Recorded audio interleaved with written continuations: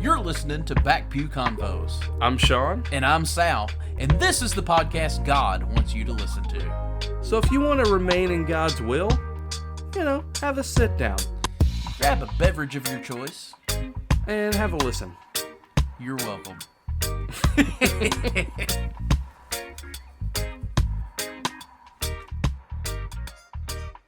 Hi, this is my turn. This is my turn. This is my turn. Hey, go in there with Mama. He's a fighter. My word. Benjamin Joseph. Phenomenon. Hi, what are you doing? Hey, how dare you hit that? How dare you? Who is your daddy and what does he do? Lie! I'm not that pervert. I just was looking for Turbo Man doll.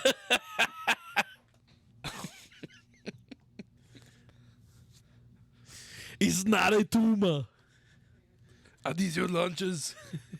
Then stop eating them. That's a good one.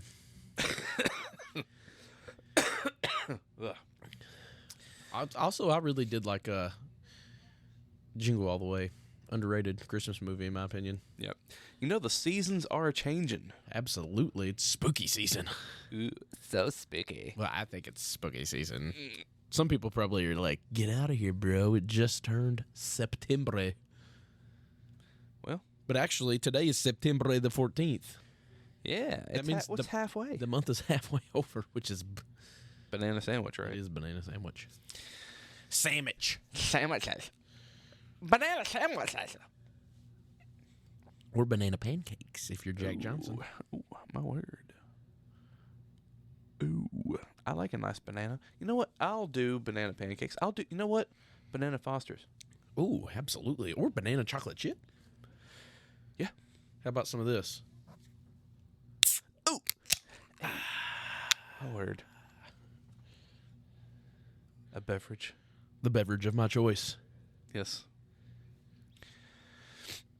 Yeah, so it won't be too long before it'll be Jingle All the Way season, my dude. Yes.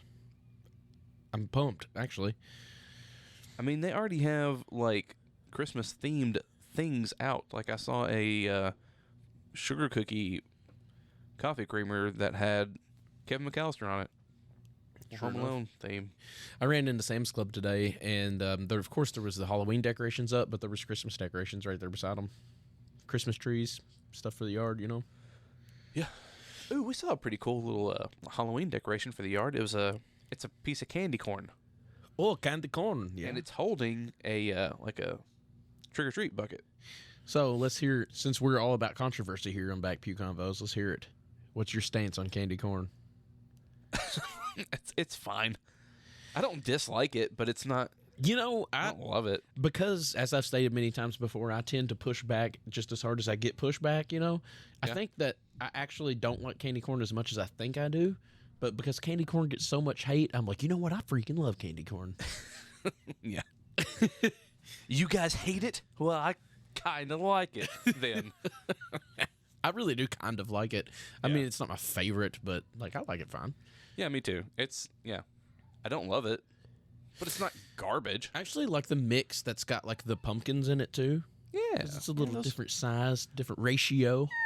Yeah, it's not bad. It's fine. It's fine. What are the orange and the black?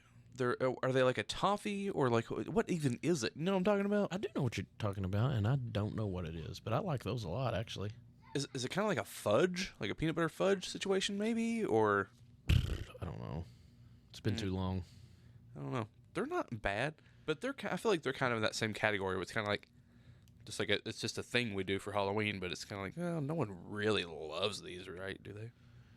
I mean, there is somebody. Probably not. I don't guess I've ever just been like, I'm going to run into the gas station and buy me something sweet. Oh, you know what I really have a hankering for? Candy corn. Candy corn. Can of corn. Can of corn. Yeah, me either. But it's fine. Like, if someone offers me some candy corn around the spooky season, I'll be like, hey, all right, I'm going to eat it. I like it. thanks. You know? So if you're out there hating on candy corn, Kick rocks. yeah, kick rocks and just give me your candy corn. I'll eat it for you. Grow up, you know? Grow up. Get a life. Oh, I can't hardly breathe. Me either. That's what I was going to say. That's why I sound so terrible, is because the weather is a-changing, as you pointed out. The seasons are a-changing, and I got my sinuses and my allergies are going bananas. Yeah. I got all kinds of drainage. Yeah, my nose is all kind of like stuffy. Yeah, I'm in that situation with it where, like, this morning I woke up and I felt like I had a hangover, but I was completely sober. Yeah. So, hate that. Yeah.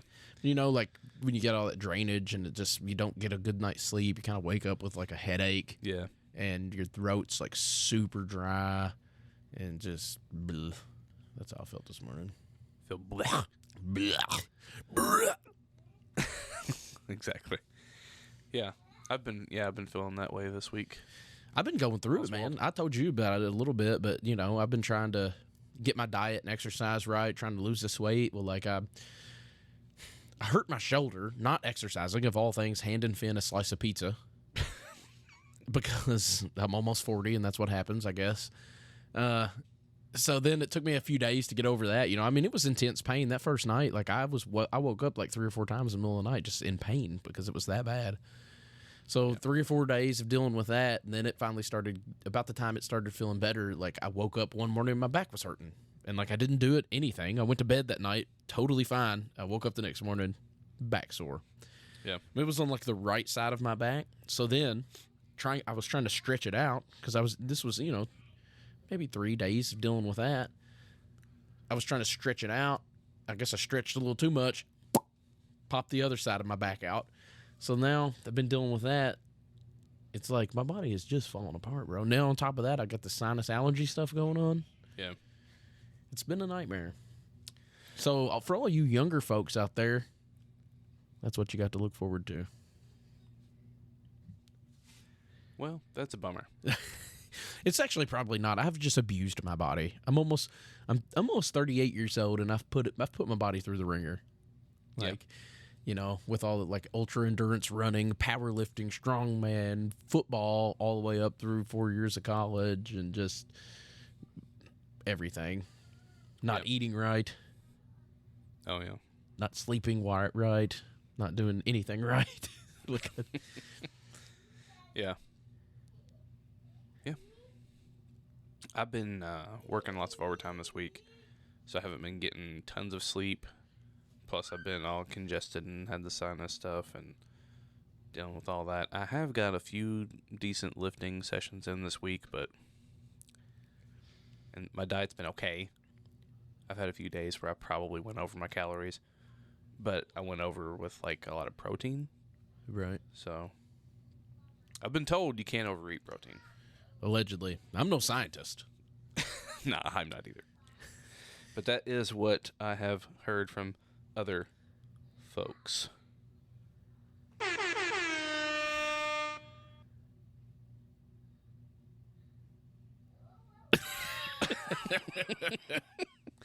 You know what? I just wanted to do something. Yeah. To break up the. I knew you were gonna hit the wrong one because you always mix the red and the blue up.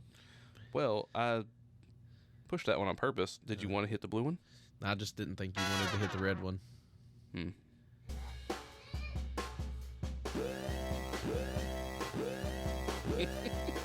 I did push the wrong one that time. So let's forget that happened. And ladies and gentlemen, welcome to the show. Hey!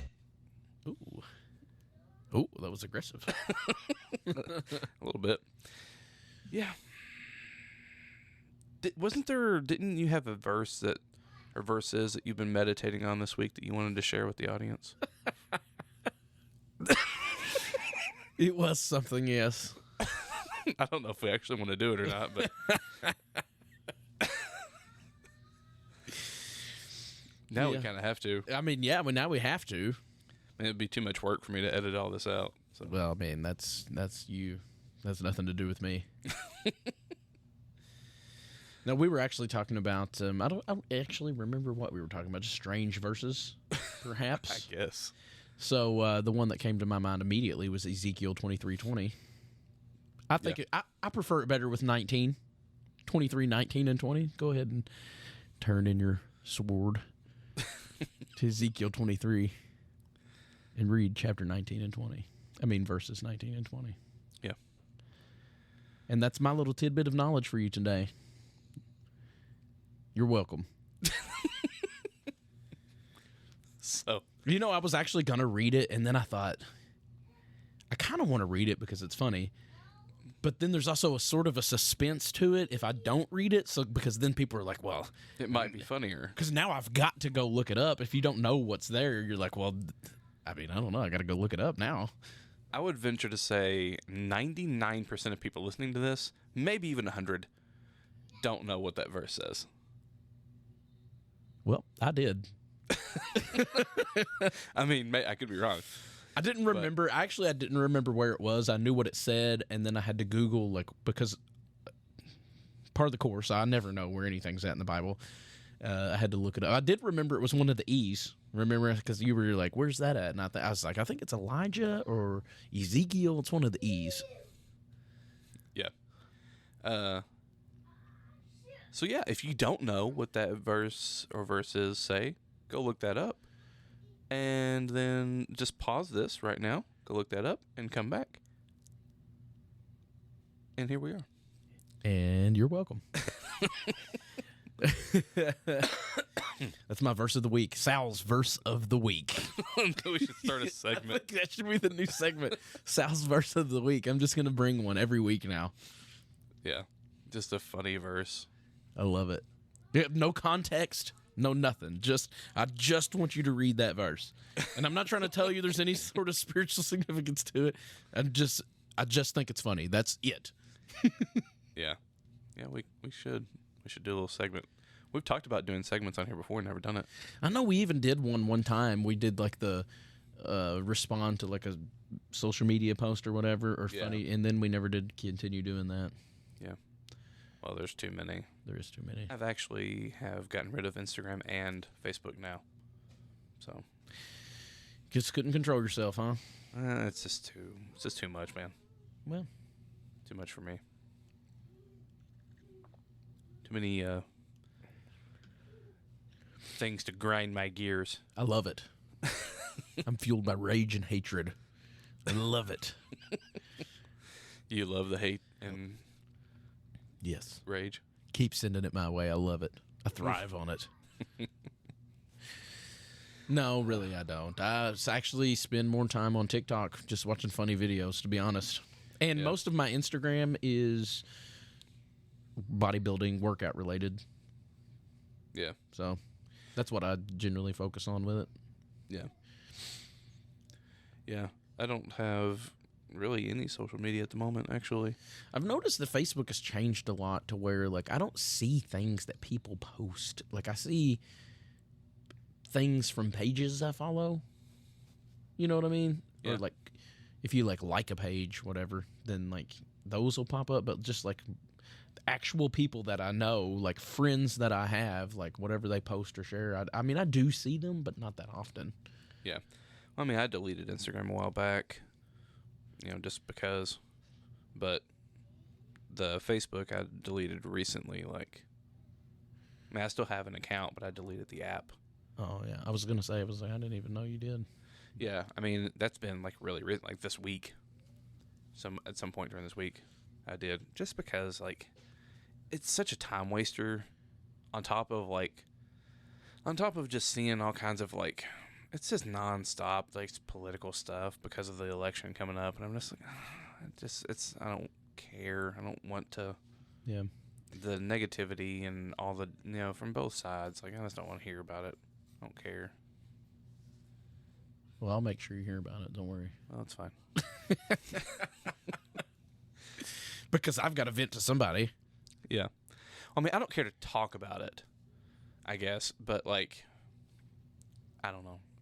I just don't like getting on there and seeing, because like there are some individuals that like that's literally all they post. Yeah. Like it's just nothing but that, all the time, always. What I hate about it is that it's presented in a way that it is a conversation, but it's not a conversation. You know what I mean? Like, and even if you try to have a good conversation on there about something, it never ends up as a good conversation. You know what I mean? Yeah. Like if especially about politics, like if somebody just put, like, people will just post the most random things, and you're just like, that's just blatantly false. It's not true. But you can't really even have that conversation with the person. You know what I mean? Because like if they're sharing that blatantly false information, they don't care. They don't care to have that conversation. They're just putting propaganda out there. You know what I mean? Yeah. But then you like want to respond. That, for me at least, that's where the frustrations come in. It's because like I want to have that conversation, and like I don't necessarily want to talk down to you or tell you why I think you're a moron, but like I would like to point out, like, hey, this information that you're sharing, it's incorrect, and this is why it's incorrect, and this is why it's harmful, and maybe, you know, but nobody's open to those conversations, it seems like, not in my experience. Right. Yeah. And that's where the frustrations for me come in. Yeah, I will tell you from my firsthand experience that doesn't go well. Yeah. But, you know, whenever people are just making stuff up and you try to just saying things that are like completely verifiably false, Right.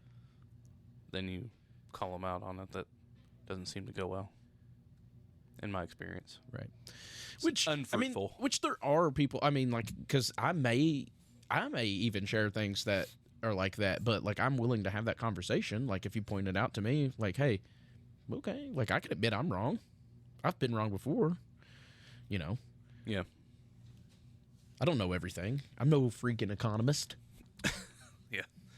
Well, like even like just like lately, like most of the stuff I've posted lately, it's almost like I can't. I don't know. I guess maybe I'm just being too sensitive about it. But like it almost seems that like I can't post anything, even something that seems fairly benign, like not a big deal. Just gonna throw this out there and let's all just kind of see it and move on with our lives. It just seems like I can't post anything without someone be like, "Hey, buddy, wait a second, pal." Right. And I'm just like, okay, whatever. Like, Trust me, I know what you're talking about. I've been living in that space ever since I've had a Facebook, since 2006. So. well, I mean, I went for a lot of years actually without engaging, like getting on Facebook like once every 4 months, 5 months, whatever. Like, rarely ever getting on there. And I just recently started getting back on there because I was wanting to promote the podcast. Right. So I would get on there and do that, and then I just got back in the habit of getting on there. But you're just gonna have to be our social media guy. I don't know if that's a great idea, but Well, that's fine. You know what? I actually think that social media, like that's one of those weird things where it's like, because it does get a bad rap, and I think well deserved. But at the same time, it is a very effective tool, and it can be, in the right hands, it can be used for such a good thing. Like, there is no other way to reach such a vast amount of people in such a short amount of time. You know what I mean? Like, right, yeah. In the hands of the right people, it is such a valuable tool. You know, I mean, I used to think that a lot, like many years before my deconstruction, right? I used to like use social media to like post Bible, like daily Bible verses, and people would always comment like, oh, you know, how they liked it. And I remember hearing in churches sometimes about how like they were way back then they were preaching on the evils of social media or whatever, you know. And I was like, yeah, I mean, I understand what you're saying, but like I've only seen it being used in a good way, you know, like reaching people, sending out Bible verses, like doing this and that. In that regard, I do see it as a good thing, but like, I think sometimes a lot of times the bad outweighs the good, and we tend to focus on the bad. Unfortunately, a lot of times, you know, like Yeah. we can use it for such a good thing for so long, but then just a couple of bad experiences, and then we just like are sour on it and just think it's a bad thing. But Yeah. So, yeah, anyway, I think you just need to suck it up and stop being a Nancy. No, I'm kidding. Perhaps. I really don't use mine that much anymore. I mean, I'm on there a lot just because I'm like when I'm bored, it's almost like a fidget thing, like a fidget toy or whatever. Like you're just bored, just scrolling. But I don't post that much stuff. I use it to like post football stats and football information and stuff like that. But every once in a while, I'll throw a post in there, but just not like I used to. Yeah, I just don't think people care. That's what it feels like. Like people care. Like the football stuff I post, people do care about. And sometimes like the theological stuff, sometimes people care. But it just, I don't know. It feels like people aren't open to having a dialogue in a way that like most people feel like they've already got everything figured out. So like if we want to have a political post, it's not like an open conversation. It's like you want to tell me why I'm wrong and why you're right. Yeah. You know what I mean? And fair enough, the same for me to you. You know what I mean? Like it's the same, but it's not like really an open conversation if neither one of us, if we're both coming to tell each other why each other is wrong and not to actually have an open conversation, then it's not, nobody cares. Right. Yeah. Yeah, there's a lot more we could say about that. Yeah, you could do a whole series of podcasts on social media. But that's not really what we intended to talk about today. No, it's not. So, but I don't even know. It's one of those things where I was like fired up to talk about this.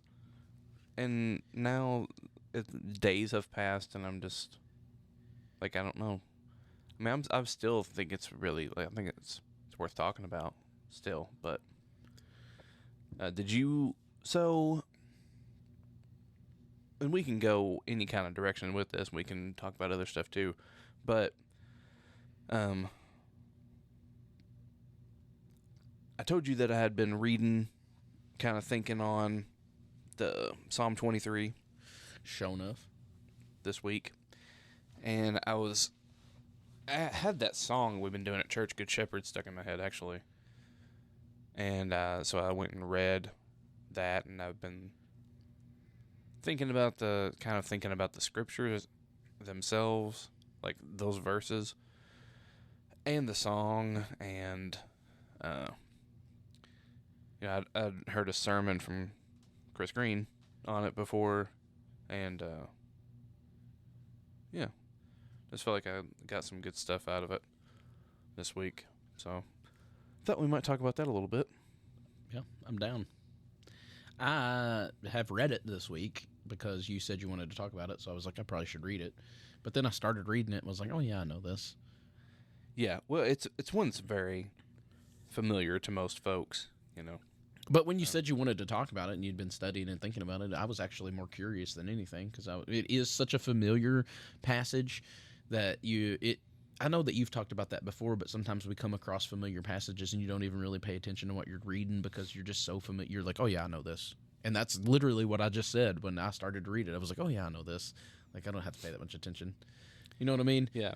So I was actually more than anything just curious on where you wanted to go with it, what you had to nourish my soul with. Well, I meant to take some notes this week, but I did not do that. But it's really short, so I'll just read it real quick. It's 6 verses, right? Yeah. 6. Yeah. Let me get it pulled up. Read it in a good version, please. This is the NASB 1995. That'll do. The Lord is my shepherd, I shall not want. He makes me lie down in green pastures. He leads me beside quiet waters. He restores my soul. He guides me in the paths of righteousness for his name's sake. Even though I walk through the valley of the shadow of death, I fear no evil, for you are with me. Your rod and your staff, they comfort me. You prepare a table before me in the presence of my enemies. You anoint my head with oil, my cup overflows. Surely goodness and loving kindness, or mercy, is what most translations say, will follow me all the days of my life, and I will dwell in the house of the Lord forever.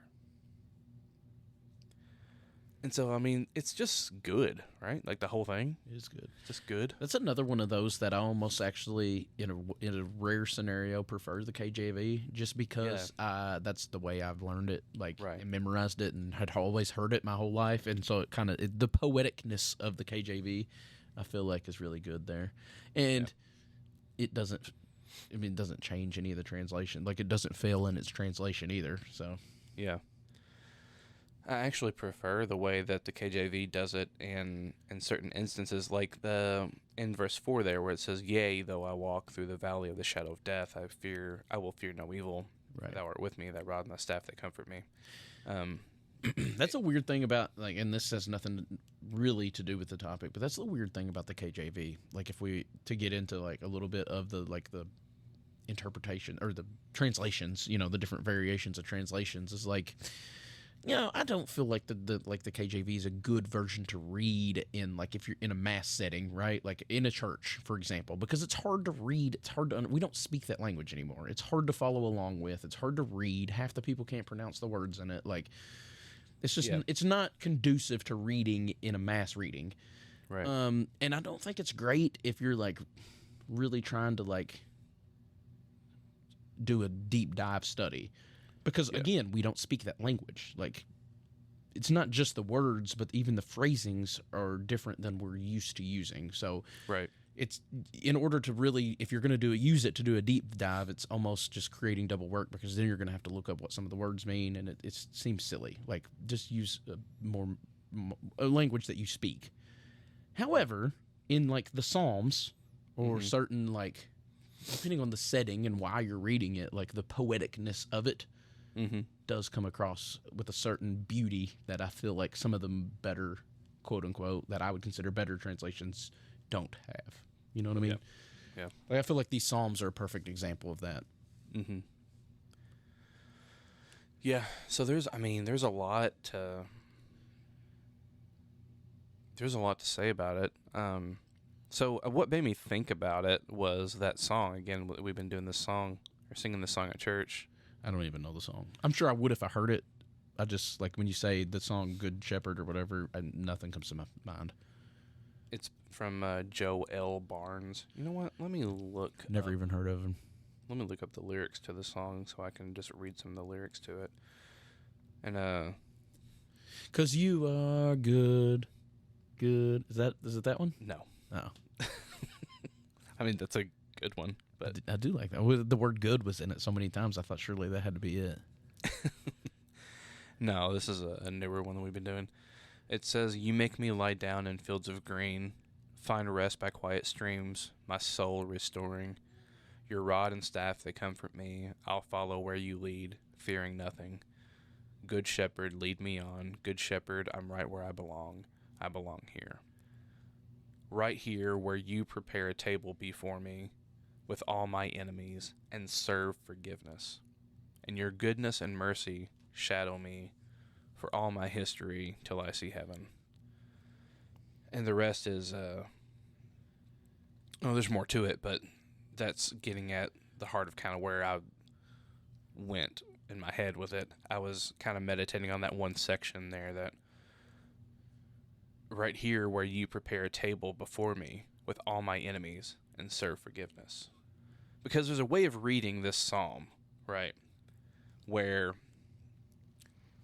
when it says that you prepare a table before me in the presence of mine enemies, there's a way of reading that in which it's a sort of like a gloating, like, Yes. my enemies are going to watch me. The people I hate, people I don't like, they're going to see me getting this reward, and they're going to, they're going to see how the tables have turned or whatever. Like, all these people that have done bad by me, Right. Like, there's a way of reading that in which it's very unforgiving. Right. I would dare say even unchristlike. Yeah, there's a way of reading that is unchristlike. But there is a way. Like, if it depends on how true you are to what I feel like Scripture tells us our enemies are. Our enemies are not each other. We wrestle not against flesh and blood, but against principalities and powers and spiritual wickedness in high places. Like our fight is the enemy is whatever the Satan, the sin and death, those are the enemies. Right. It's not you. It's not the people I was talking about earlier on Facebook. It's Right. it's nobody. It's not any individual, but it's the thing that wants to destroy all of us. That wants to put us against each other. That wants me to gloat in the presence of my enemies. Right. That I've been blessed and they haven't. Right. Yeah, it's funny that you mentioned that first, because as you were reading it, that was literally the first thing that I noticed about it. The first thing that popped into my head was that specific verse 5.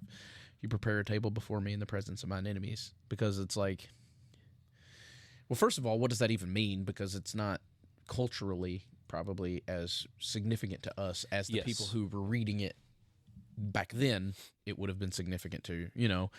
But like you said, there's a way of reading it to where it's sort of gloating of like, look at me, I have my table. What do you guys have? You know what I mean? But like, I think if you understand the message of all of Scripture as it works together as a whole, and the message that Jesus like promoted of enemy love, and like, I love that there's a meme that's all over social media. So, but it says like something to the extent of like, if you're blessed, you don't build bigger walls, you build longer tables or whatever. And that's my thinking on it, of like, you prepare a table before me in the presence of my enemies. But even if we're talking about people here, like, they're going to sit at that table too. Like, that's the point. Yeah. It's not, look at me, I have this table and you guys have nothing. It's, look at me, I have this table, now come and join me.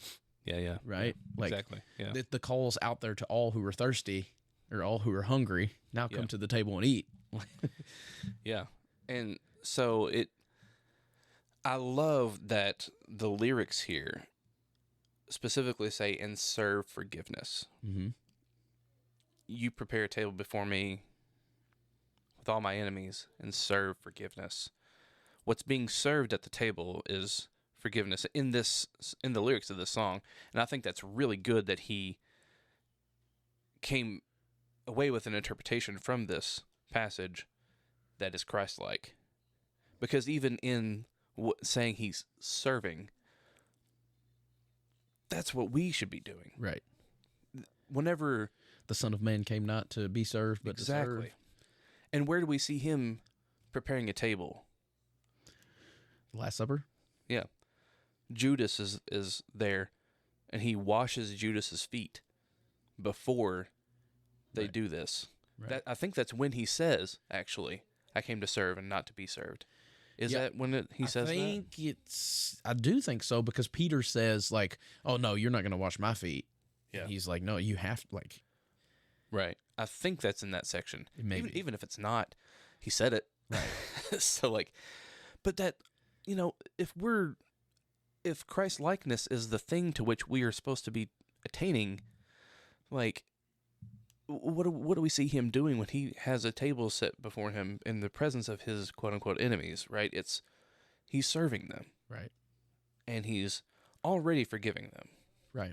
Yeah, I mean, it specifically even says there, like, I think that's why it says that about, like, where he says the one that I dip into the cup with is the one that's going to, like, it's pointing out that he already knows. Like, that's the whole reason that little tidbit of information is in the story. Right. To me, in my opinion. Yeah, I mean, I know I've talked about that before, but I'm pretty sure dipping together was a sign of friendship and loyalty. Right. So Jesus is saying that I know that you're disloyal, and I know you're not going to be a good friend to me, but I'm a friend to you, and I'm loyal to you regardless. Right. Because, like, things like that, there's no way to put every detail of everything that happened into a story. It's just, that's not the way stories are told. You, like, would tell details because it's an important detail that tells you something that you want the reader to get out of the story. So, like, there is a reason why that specific instance is mentioned in that story, and to me, that's the reason. Yeah. Yeah, so that's the line of the song that I was kind of meditating on, and what got me to go and read the verse and kind of dig into it a little bit. And it's one thing I thought was interesting is where it says, "Surely goodness and mercy will follow me all the days of my life." There was a footnote when I read it in the NASB. There was a footnote at the bottom that said that word "surely" could be translated as only. Only, yeah. I'm just looking at it here. Which is really cool, because I've never heard it said that way. Right. but only goodness and mercy will follow me. Right. Which I kind of think that that's what it's leading into with the very first verse, right? The Lord is my shepherd, I shall not want.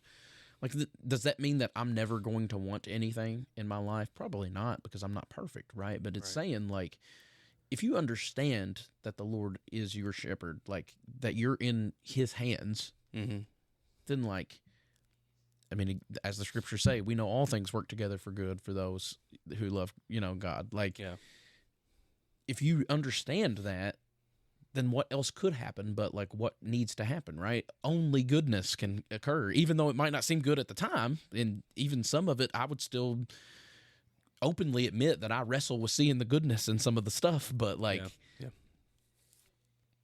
think I think, in my opinion, that's what it's getting at. That's what the very first verse means to me, Yeah. The Lord is my shepherd. And I shall not want. Yeah. Like, I shall not want, because I know that thankfully I'm not in control. It's not about me. Like, I know that things are going to work out because he's my shepherd. And because he's good. And because he's truly, truly good. Right. Yeah. I mean, we're kind of jumping all over the place with the chapter here, but, like, well, I jumped us right back to the beginning, so the perfect place to start. Yeah. I segued into the beginning. But I think that it's interesting, like, the flow of the story here, and this is something that Chris pointed out. It jumps from third person to second to first person throughout here. The Lord is my shepherd, I shall not want. He maketh me to lie down in green pastures. He leadeth me beside the still waters. He restoreth my soul. He leadeth me in the paths of righteousness for his name's sake. Yea, though I walk through the valley of the shadow of death, I will fear no evil, for thou art with me. Thy rod and thy staff, they comfort me. You prepare a table before me in the presence of my enemies. You anoint my head with oil, my cup runneth over. Surely goodness and mercy shall follow me all the days of my life, and I will dwell in the house. Like, it moves from third to second to first person. Mm-hmm. So what I think is significant about that, though, is David is making a move from talking about God to talking to God. Yeah. And I think that that's maybe an important move. And probably even talking not just to God, but to himself. Yeah. Like, he's like, I know, even though I walk through the darkest valley, I fear no evil. Like, and then he follows that up with, for you are with me. So he is talking to God, but I think there's a certain way of that's also speaking to yourself. If you're going through something that's hard, like, kind of, I know that what I'm going through is hard, but I know it's going to be okay. You know what I mean? Like, just talking through yourself. Well, and he's definitely talking to himself in that last verse. Surely goodness and mercy will follow me all the days of my life, and I will dwell in the house of the Lord forever. Like, that transition from talking about God to taking trust in knowing that you're good because he's good. Right. Like, I think that that's an important, like, it reminds me of my own sort of process, right? Of, like, my deconstruction. Like, I deconstructed my way all the way out of, like, where I wasn't talking to God anymore. I was talking about God a lot. Yeah. But I wasn't talking to God. I was talking about him and all this stuff that was bullcrap, in my opinion, at that time.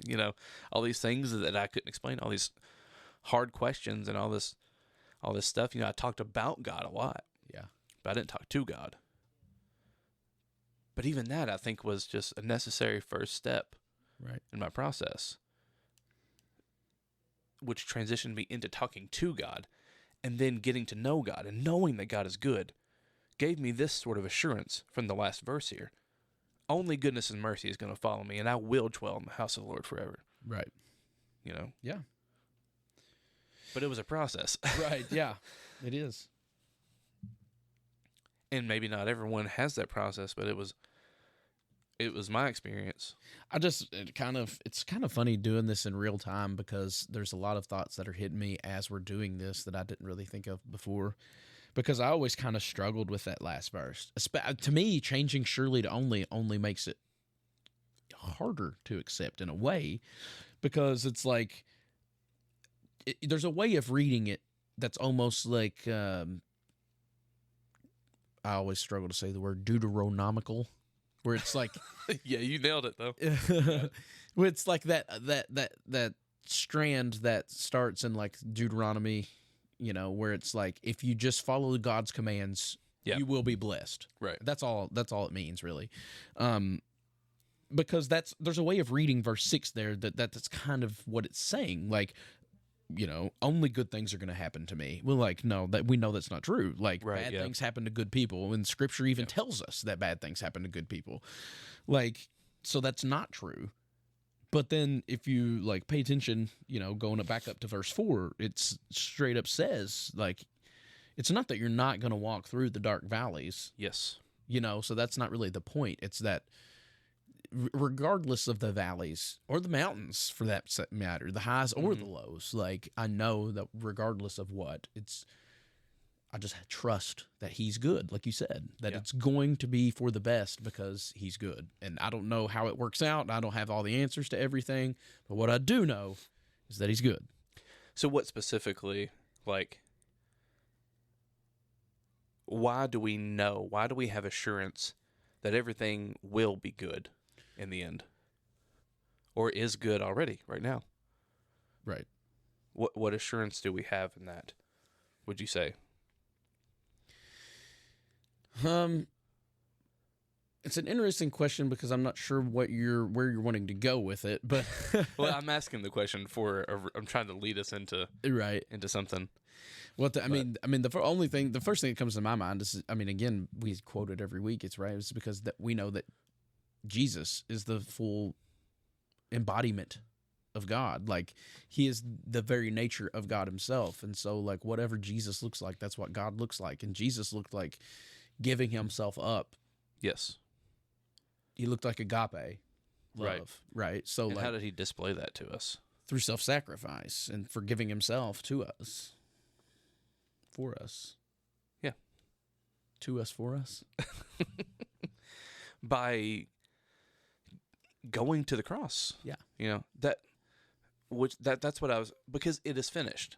Because it is finished, yeah. It's accomplished.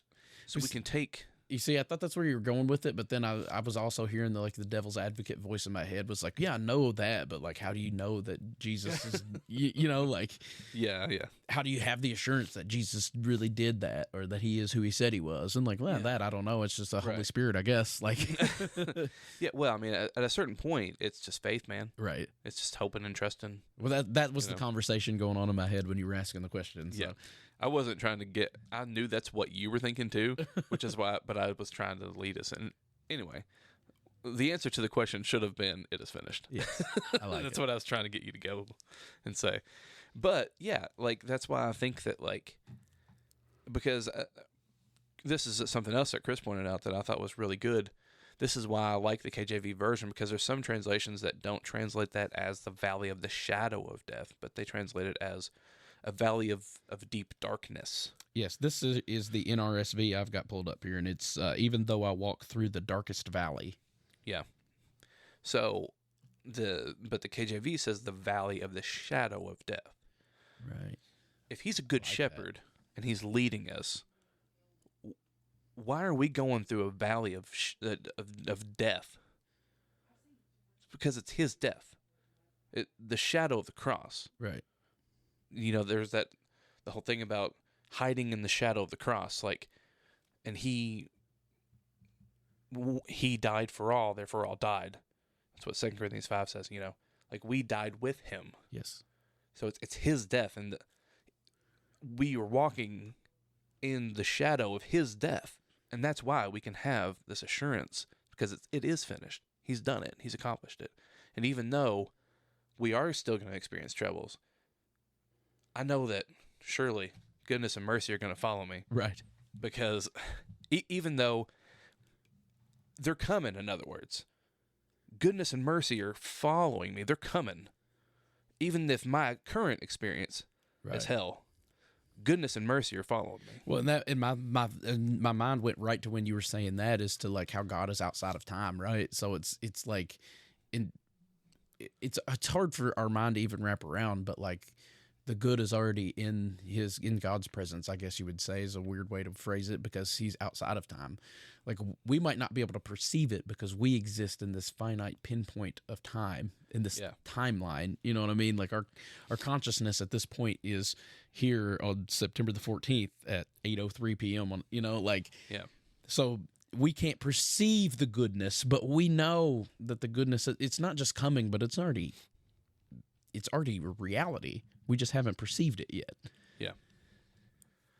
Yeah. And even if we can't see it, we know that it is, therefore it will be. Right. Things will be good. Mercy will have the last word. Right. I just thought that was really good. I was kind of meditating on all that this week. Man, and there's another thing too, like in verse 6, surely goodness and mercy shall follow me. Yeah.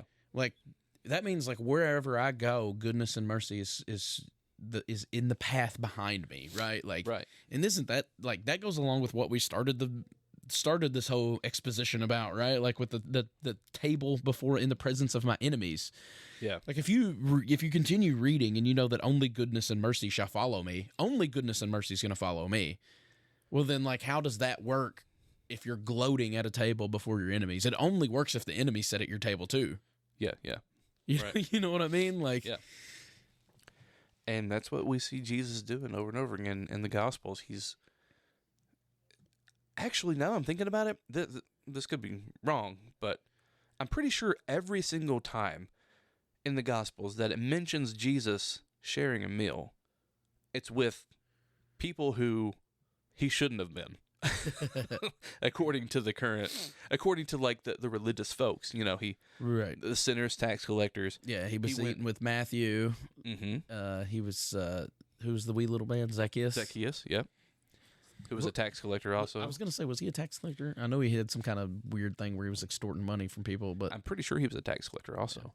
Which the tax collectors were considered like the worst of the worst. They're still considered the worst of them. Yeah, but they were like the worst of the worst sinners. Yeah, yeah. Like, I mean, I'm pretty sure I heard Malcolm Smith say this, that like Pharisees, if they even accidentally brushed up against a tax collector, they would bathe and wash their clothes. Yeah. If they were like walking through a crowd and accidentally brushed up against a tax collector. Like, my mind goes to so many places with that, just because it's just so weird how just everything repeats itself, right? Like, I mean, there was a time in American history where there were segregated white and colored water fountains because of that, because of what you're saying. Like, that exact same attitude perpetuates just over and over again. Like, it's just, who's the enemy now? Is it immigrants or other religions? Is it Muslims? Is it like who's the bad guys now? Yeah, who are the ones that we need to bathe and wash our clothes after we engage with? But anyway, that was a little sidebar. Right. Yeah.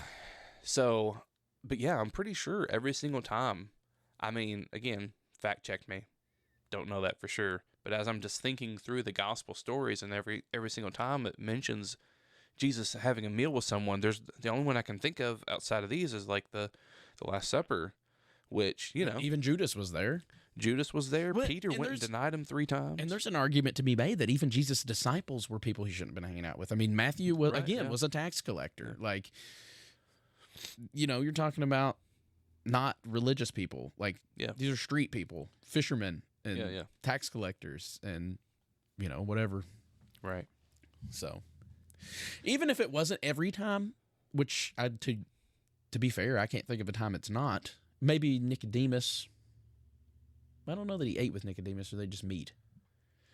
But anyway, I don't know if it's every single time, but regardless, it's a point that's made in Scripture. I mean, it specifically says, I know that like the religious Pharisees came and was like, well, Jesus is eating. They were throwing a fit because he's eating with the sinners and the tax collectors. Like, So they make a point to point that out. Like, hey, regardless if it was every time, he definitely did it. And there's one time in particular where they say that. They're like, why is he eating with tax collectors and sinners? Yes. And what's the first story he tells after that? It's from Luke 15. Is it the lost the prodigal? It's the lost sheep. The lost sheep. he The tells- lost sheep, the lost coin, and then the prodigal. Yeah. Yeah. So the first story he tells, whenever they're talking to him about why are you sitting at this table with our enemies, Yeah. he makes a point that I'm a good shepherd, and these are sheep. Right. Like if these guys know their scriptures, maybe they would have even this Psalm 23 may have even came to their mind. Right. And whenever he's talking about, he's sitting at a table with their enemies, and he's talking about being a shepherd and going after the lost sheep. Right. You know, so that's a really cool thing, a connection maybe that I didn't think about until just now, actually. But like, what was going through the Pharisees' head there? Were like, maybe they brought this Psalm 23 came to mind, whenever they were talking. Yeah. To him. I mean, it's the same sort of thing as right, like what we say about the reason why Jesus quoted the Psalm from the cross, my, God, why have you forsaken me? It's not that God forsook him. Yeah. Because we know that at the cross, it was God in him reconciling the world to him. So he obviously wasn't forsaking him, but it was that he was quoting that Psalm. I don't remember which number it is. It's actually 22. It's one right 22, before yeah. this. So he's quoting Psalm 22, which starts with my, God, why have you forsaken me? But by the end of the Psalm, you find out that God never did forsake you, but he was right along with you the whole way. You just couldn't feel that, you didn't perceive it at first, but he was always there with you. That's the same sort of thing with what you're saying, right? Like he quoted that Psalm just to trigger that memory in people's minds. So they're like, oh, now I see. Yeah. And all it did was take them off. Right. But it would be silly to think he only did that once. Why would he just do it that one time? Right. Yeah. Yeah. But yeah, it's something to ponder on. But yeah, I think that, man, there was just, like I said, I was just thinking through all of this kind of this week, and there was just so many things that stuck out to me that I thought was really good. Like another thing was your rod and your staff comfort me. Like I always thought that wording was kind of weird, but now I think it makes perfect sense with the way I view things, Right. because I view God's. It really goes along with what, like, not to cut you off, but it goes along with what we talked about last week, right? To me. Yeah. Right. Just like what would have the rod and staff could be a terrible thing. Yeah. If the shepherd's not good. Exactly. But if you believe, as we talked about justice last week, if you believe, that it's not a retributive justice, but it's a restorative one, then yeah, of course it's a comfort to you. Like, yeah. Yeah, we can take comfort in the correction so there was two uses, actually, for the rod and staff. One was to protect the sheep, and one was to help guide them, get them back in, correct them. Yeah. Get them back on the right path. And so, yeah, that correction, I think it's in Hebrews, I can't remember exactly where, maybe Hebrews 4, where it talks about, God disciplines those he loves, but he disciplines us as children, whenever you're experiencing correction, it's not fun at the time, but it's for your own good, because he's a good dad, man. right. And that's obviously a paraphrase. That's not how Hebrews says it, but this correction that we experience that comes from the Good Shepherd it should be a comfort to us because we know he's good. We should not be afraid of it. Right. Which isn't that, I guess, just looking through the scriptures of the Psalm, like, isn't that, I guess, what I would take verse 2 to be saying? It doesn't say he asks me to lie down in green pastures. It says he makes me to lie down in green pastures. Like, Right. to go along with the purpose of the rod and the staff to guide you along when you've fallen off the path. Like, he's not asking you to lay down in green pastures. He's going to make sure you hit the green pasture and you lay down in it. Like, Yeah. I mean, to me, that's what it's saying. Yeah. And the still waters. Yeah. The still waters one is really cool to me, I guess, because I always I have a kind of a, there's something about water in my journey that's why the song Oceans resonates with me so much. It's just because that's, I know I've said it before, but when I was in the midst of my deconstruction, that was sort of the only way I had to conceptualize it. Was it felt like being driven. It really goes right along with the song Oceans, right? Being led out into the deep until where the ocean, like the water just feels like it's overtaking you to where it's too much to even bear. I can't even hold my head above the water anymore. Right. You know what I mean? Yeah. That's what it felt like to me. That's, to me, the perfect descriptor for my deconstruction. But this is saying, like, he leads me beside still waters, which is the complete opposite of the raging sea all around, right? Like, which I guess, again, just goes along with perception, because Jesus was asleep at the bottom of the ship, and everybody else in the ship was freaking out because the sea was raging all around them, right? It's just all a matter of perception. Yeah. So, matter of faith. Because isn't that what he says? Ye have little faith. Yeah, whenever he comes up, he says, you have little faith, like, that's literally an entire other topic that we want to talk about. Yeah. But like the faith of Christ versus faith in Christ. Yeah. Man, his faith is what saves us. Yeah. Like if it was left up to us, we would be lost in that storm. Yeah. But because he had the faith that we needed in that moment, we have it because he had it. Right. It's given to us in and through him. Yeah, I mean, in that specific story, he says they have little faith, but the storm still calms. Yeah. It wasn't through faith. He did it for them. Because he had the faith. He is the only one that's ever had true faith. And he's the only one that's ever been truly faithful. Yes. And he did it as us and for us. All of us. All of us. And therefore we died and resurrected with him. Yeah, exactly. But that's another topic. Absolutely. That's actually another 2 or 3 topics, but Yeah. we threw another 2 or 3 in there. But yeah. But yeah, that's good stuff. But yeah, like I was saying about the rod and staff, though, like there's 2 purposes for that, right? Yep. Like it's also to protect. Yes. So that's another way in which we can know that the rod and staff comfort us because he is the good shepherd. Because he's the good shepherd, he will not let the Satan, sin, death, like those things cannot hurt us. Right. And to your point, why? Because it is finished. Because it is finished. It's done. He's already did it. And it will be. Like, we can't see it yet. We don't experience it all the time. But it's over. Because sometimes we're walking through the valley of the shadow of death. Right. It's hard to see things when you're in a shadow. When you're in darkness, that's hard to see. Yeah. It's that deja vu. Right on. I don't know what deja vu means, but I feel like it's a good thing. Yeah, could be. Every time I've ever had it, I've been like, I don't know what's happening right now, but it feels good. Yeah. It feels like a good thing. Yeah. Me and Candace actually talked about deja vu this week. I had deja vu not all that long ago myself. Actually, it was an extremely vivid one. And it was that's the thing about deja vus that are so weird. It's always the most random. It's not like something that you do like I drive to work or whatever. Like you do that every day. It's not like you never have deja vus about that. It's always just the most unique random thing, Yeah. Yeah. That's another topic we should talk about maybe. Deja vu. Maybe. Well, yeah, we could. Could talk about the way we used to look at it, or the way I used to look at it. Yeah. More of the CGC thing.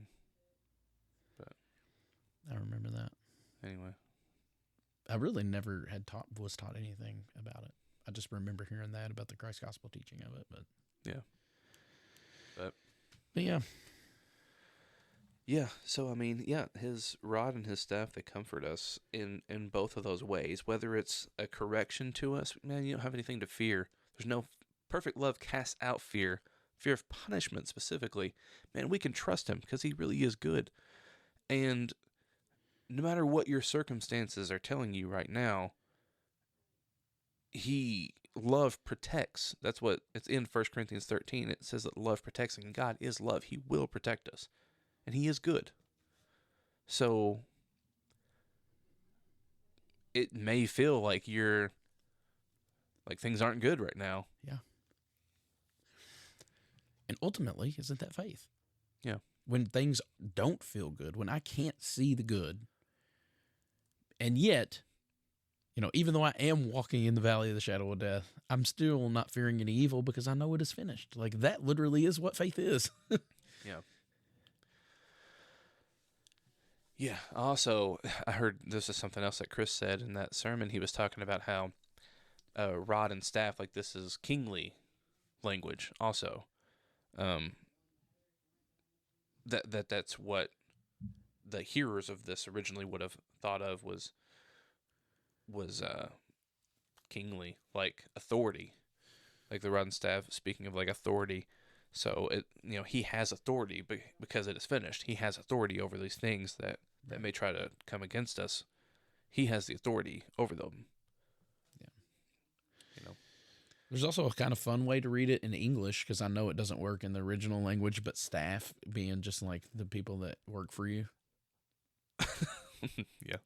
Jesus is fully staffed, man, and the whole staff is behind you. Okay, bro? Yeah.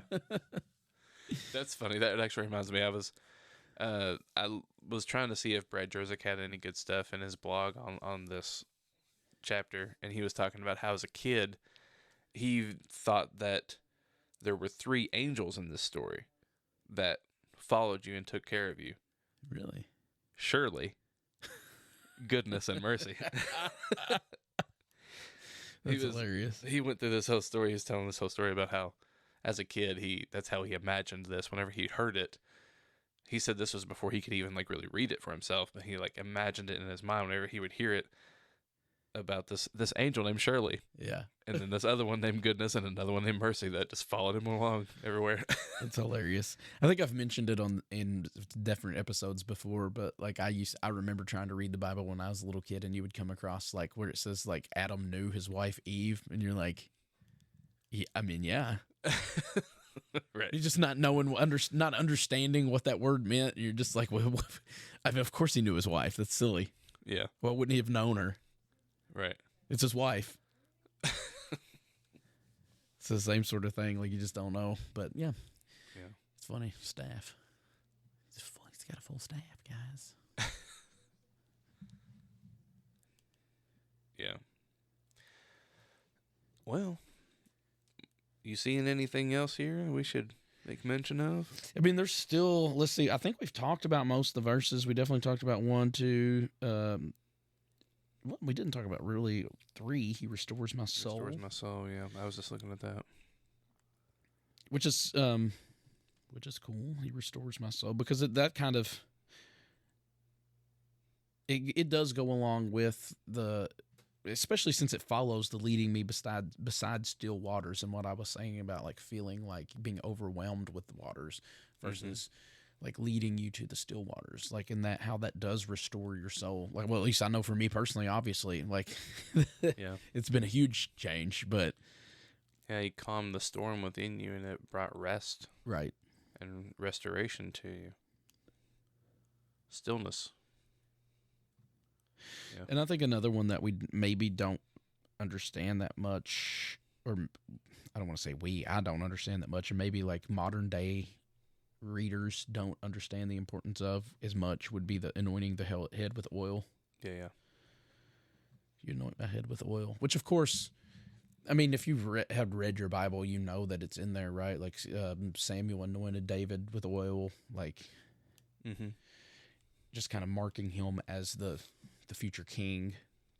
But yeah, that's another angle on it. Yeah, there's another.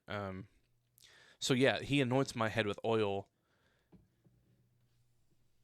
he anoints our head as in, like, we are supposed to be kings with him. We're supposed to rule and reign with him. But how does he rule and reign? By serving. Right. We're meant to, whenever there's a table set before us, our job is to serve. Right. We're not sitting there eating a meal in front of our starving enemies. We're there to serve them. Yeah. The meal. Well, and also, like, my mind kind of went to another place with that one. Like, who is our head? It's Christ. Yeah. Like, Christ is our head. Right. He is the king. Like, he's been anointed as king. Yeah, like, yeah. You know what I mean? Which Yeah, goes his right head has along. been It goes anointed. right along with what you're saying. Right. It's still applicable, but it's just like another layer to it, even. Yeah. Which I know that Peyton has talked about this. This was because Joe Barnes, the guy that wrote the song, does the song, he gives a testimony before he sings the song, and where he talks about this. But I'd heard it somewhere before that. I don't remember where it was. Maybe Brother Steve talked about it one time, or maybe it was on something else that I was listening to. But I'd heard this before. But the anointing the head with oil, like specifically, shepherds would put oil on the sheep because there were these bugs that would implant in their nose. I think it was either the ears or their nose. I can't remember. I was thinking it was the ears, but it could have been either one. But they would implant like this larva inside of them, and it would drive them so crazy that they would like try to do anything to get them out of there, to get this larva out. And they would even sometimes kill themselves, like beating their heads against rocks and stuff, trying to get it out of there, and like end up killing themselves. Yeah. And so they would anoint their heads with this oil to try to kill or to remove. I don't think it necessarily killed it, but removed it. Yeah. Took it out. Or maybe it did kill it. Either way, it came out. Like, so that's another way you could look at that verse, is he anoints our head, like those things that the rod and staff are there to get, like those things that get inside of us that cause us, that look like killing, stealing, and destroying us.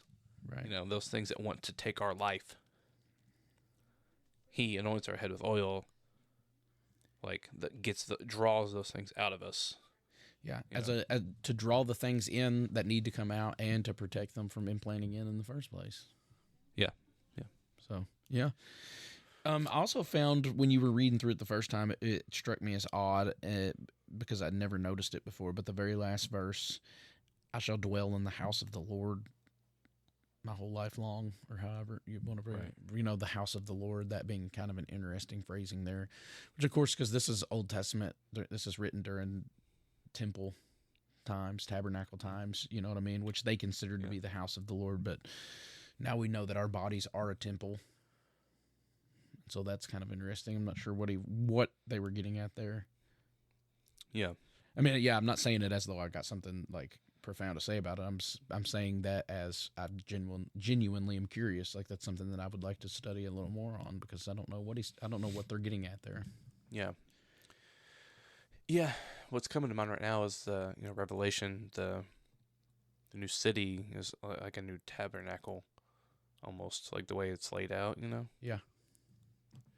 But then you're talking about Revelation, so who knows what in the freak we're talking about. True. Yeah. Yeah. Especially, though, because the way it says my whole life long, which would seem to indicate it's talking about something while we're alive here on Earth. But maybe it's not. Because maybe it just is a fancy way of saying forever. Yeah. All the days of my life. Yeah, I didn't look that phrase up to see what the words were. Like in the Greek or whatever. Or not Greek. Well, I guess if it's Septuagint, Greek. But right. The Hebrew. Hebrew. Yeah. Well. I mean, this thing is... How long have we been talking about this? This is an hour and 8 minutes? 9 minutes? It's 6 verses. True. Yeah. I really didn't know where we would end up going with this. I just knew that like I had been thinking about it, kind of meditating on it this week at work, and Yeah. I just thought that it was really good. I mean, of course, like you could do that with like literally any scripture. Probably if you got your spiritual peepers on and you're looking hard enough, I mean, you can find it's just chock full of goodness, Right. But Yeah, no, it was good. I'm glad because I haven't. I mean, again, it's one of those like I haven't read it in forever because it's one of those that you don't even bother to read anymore because like, well, everybody knows that one. Like I know what it's saying. I don't need to read that. So just to actually take a bit of time and like, but do you? Because even if you know it, there's still. I mean, we talked about a lot of things today in talking about it that I don't think a lot of people would talk about. But even still, at the very end there, I'm posing a question that I don't have an answer to. Like, you know what I mean? Like, there's just so much to it that you can never run out of questions or roads to go down with. That's what's so cool about the scriptures, I think. So yeah, I mean, there's actually other stuff that we didn't even hit on that I think is good that you could point out there. Like whenever Chris was preaching the sermon on it, he, because of the way that he does it, if I'm not mistaken, whenever he's preaching, they follow the what do you call that? Where they have like specific verses every week. lectionary, Yeah, or liturgy, right. or lectionary. It's either liturgy or lectionary. I don't know. It's one of the two. I think it's lectionary, but yeah, like they have what? Well, I just got an ESPN update on my phone, and let me just say that I'm shocked. Oh wow! Kentucky is, by the way, Kentucky right now at this moment is playing the number 1 team in America, and the score at halftime is, and this will be kind of funny to record because who knows how it's going to end up, but the halftime score is Kentucky 6, Georgia 3. Wow! Right. So who knows how this is going to end up, but it's kind of cool to record this in real time because, like, you're getting our genuine reaction. We just got word that Kentucky at halftime is beating Georgia, and I'm kind of blown away. Yeah. Wow. And I understand your reaction now. And side note, that means that Kentucky's kicked 2 field goals, which means I won a bet today, so I won money. Hallelujah. Look at you gambling. We just talked about all this Bible talk. All this talk about Jesus, and you're over here gambling. We didn't talk nothing about gambling. My word. Got the devil in you. He's your father. I've been drinking green tea all day, but you're about to bring the devil out in me. Yeah. Oh, but what I was saying is like there's a whole nother there's even like way more stuff that we could go into here. Right. Like whenever he was preaching, so like the lectionaries, what they do is they'll have like a gospel text, like a psalm, and then like another Old Testament passage or something like that. Right. Yeah. And they'll like pair those together, and that's what you read.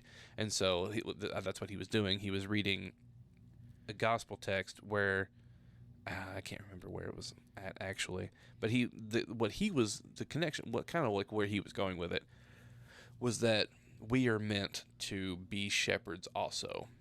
Like he was talking about the disciples, and like he is our shepherd, but we are supposed to take on that vocation as shepherds also. Right. And so there's a whole nother layer, there's all kinds of different stuff we could go into there also, but yeah, again, there's that, and then that just leads me into another. We've already mentioned about 18 possible topics to talk about in the future, but I think that lectionary / liturgy is an interesting one, just because I know that neither one of us were raised in one of those sort of traditions, and I'm just knowing that most of our listeners are probably people that we know, and probably the majority of them people we go to church with, so that means that they're probably also not familiar with that. Right. Yeah. So it would be kind of cool to do. But if we were going to talk about it, I would actually like to have someone on who is from that background that could give us insight. That would be cool. Yeah. Because I do think it's kind of cool, like the whole, I mean, if you don't know what it is, like Sean kind of explained it there, but it's like, it's a set schedule of things that are going to be like of scriptures that are going to be read in church that week in service, right? And it's usually like like you said, like an Old Testament scripture, a psalm, and then something from the Gospels or something from the, like it's covers all the bases there.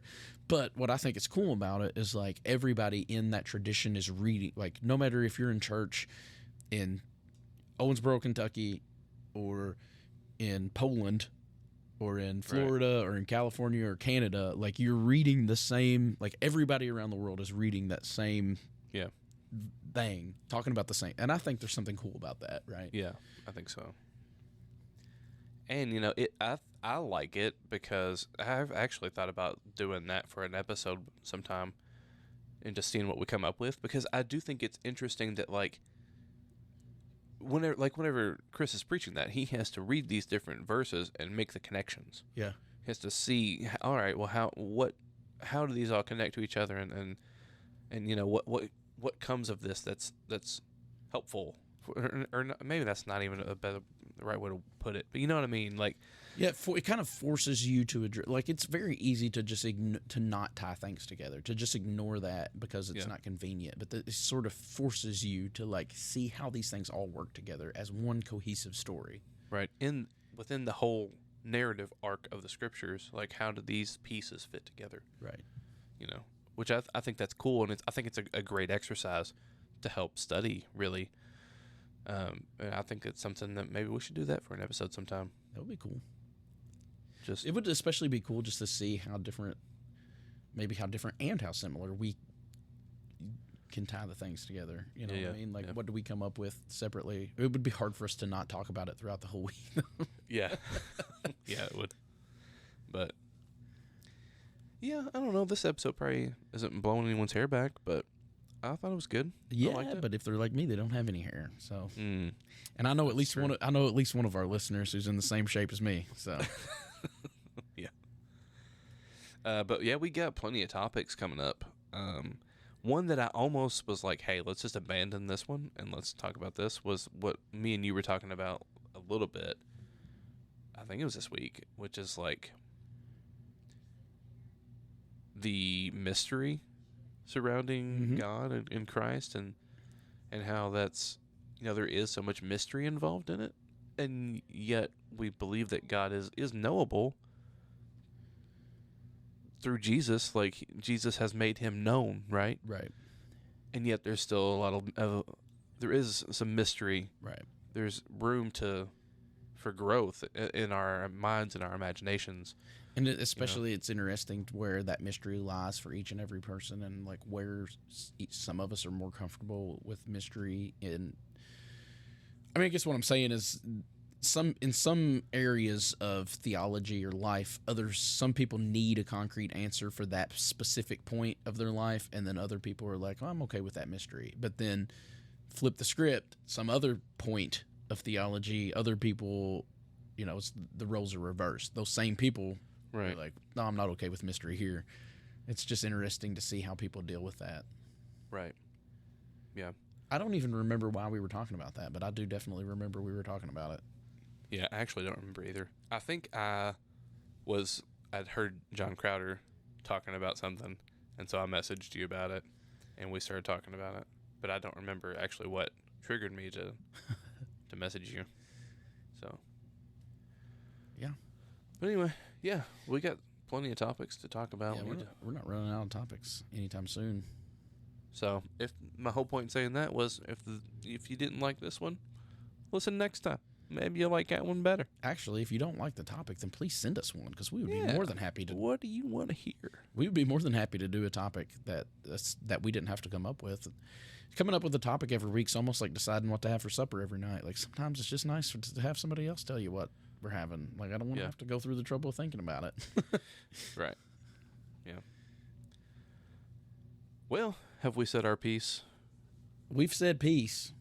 I only speak peace. Peace and love, baby. Have we... I'm trying my best. I don't always do it, but I am trying my best. Have we been led beside the still waters? I have. Actually, I am really good. I'm glad that we did this topic, because it's been good. It's been good for me. Like, even if the listeners hate it, I don't think nobody will hate it. But even if it's not their favorite episode, you know what? That's too bad, because I liked it. It was good for me. Yeah. and that's what we're here for. We're having a convo. Yeah. That's what we do. That's the show. Sometimes it's good, I think, to just dig. Like, I'm trying to think about how I want to say it, because so much of what we do is just in our everyday life is involved around theology and scriptures. And, like me and you are always constantly reading and texting each other about it. And then, like, I'm doing the classes at Global Grace Seminary, so I'm watching at least a lecture a day. I'm listening to a podcast every day. Like, it's so easy to just not dig into this stuff sometimes, to just like like I said at the outset, it's like, I know this psalm, there's no reason to dig into it. Like, I don't, it's so easy to do that, especially when you're immersed in the stuff every day. Like, sometimes it's nice to just stop and just dig in a little bit to something that's simple that you already know, but it's not simple. It's simple in your mind at first until you dig into it, but it's kind of nice to do that every once in a while. Yeah, I actually think that would be a good exercise for all of us to do or to try. And I'm probably going to immediately forget about this and not do it myself. But, like, if you, for whatever reason, you're reading something, someone is reading something, like in church or whatever, like, and you're kind of like, yeah, I know what this is already saying. Like, if you're able to catch that, like, notice yourself having that reaction to it, it probably means that you should, like, if you can in the moment recognize it, you probably should actually really pay attention to it. Right. Because that probably means that there's something there. You've become so familiar with it that you're not hearing it. Right. Like, whenever the word speaks to you, it should, you should come away with something that is fresh and something that is, the word of God is sharper than any two-edged sword. It's supposed to cut away things, and he is a refiner's fire. It's supposed to burn away things. Like, there should be something, and it's an infinite spring, right? So, like, there's always something good and new and fresh to be gleaned, I think, from the scriptures.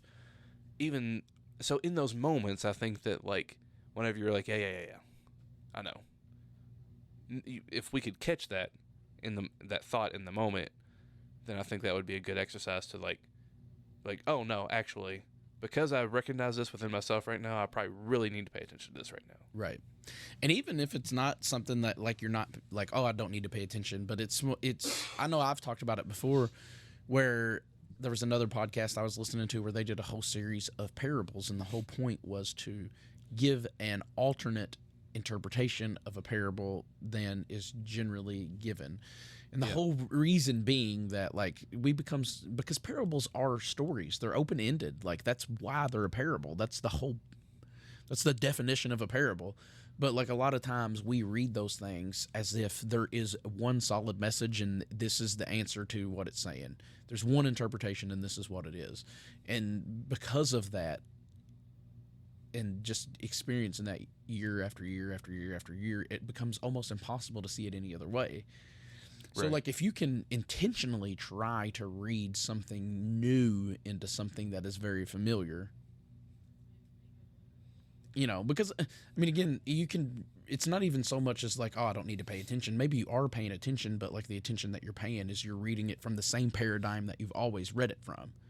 You know what I mean? Yeah. So maybe if you're coming across that and you're like, well, I know what this is saying, try intentionally to read it a different way just to see what comes out of it. Yeah, or even pray for Holy Spirit to lead you and guide you into fresh revelation within it, And I'm not saying be a heretic about it. Like, I'm not telling you have to, like, get, like, 180. I'm just saying that maybe there's something more to get out of it.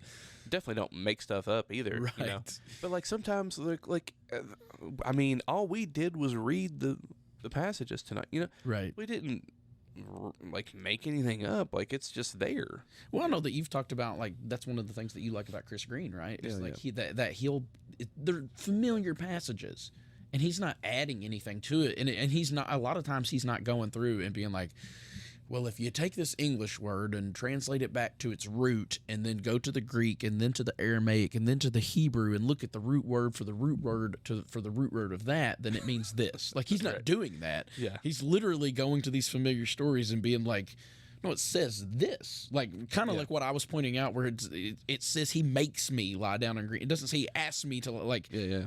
Sometimes we read over that makes. Yeah. Like it's not about you. It's not your will. It's not your will. Right. Shout out free will.